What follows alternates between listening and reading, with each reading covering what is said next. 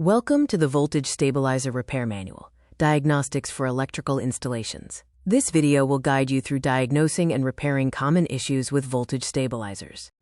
As a technician, you isolate the problem in 3 steps, starting by unplugging the stabilizer. Then, you verify the input voltage from the power supply, inspect the internal fuses, and measure the electrical load.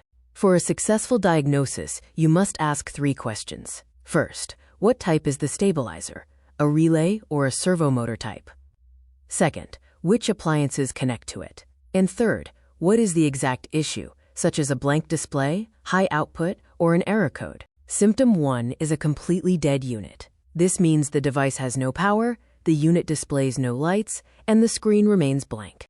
To address this, inspect the power outlet by checking the wall outlet power and plugging the cord securely. Then, inspect the internal fuse. Open the fuse holder. Look for a broken filament, and replace the fuse with the exact same rating. Symptom 2 involves frequent tripping. The stabilizer turns on successfully, but shuts off frequently. This means the device protects the connected appliances, typically due to overheating or overloading. To manage electrical load and heat, first check for overloading by adding appliance wattage and disconnecting heavy loads if they exceed capacity. For overheating, turn the unit off and let it cool for 15 to 30 minutes. Also look for input limits where grid voltage dips or spikes cause automatic tripping.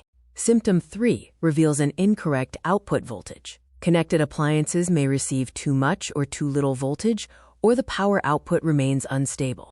To fix this, use a digital multimeter to compare the wall input to the stabilizer output. Inspect and tighten internal loose wires. Finally, carefully turn the VR potentiometer with a flathead screwdriver to calibrate the PCB.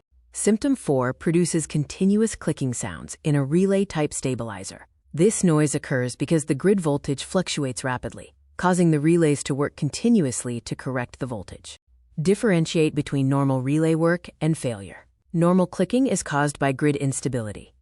Excessive clicking, however, causes constant output flickering and may indicate internal relay contact pitting or a failing control IC on the PCB. A burning smell indicates a shorted transformer. If you smell burning from the unit casing, the internal transformer coil may have shorted out. This requires professional repair, or the unit must be replaced.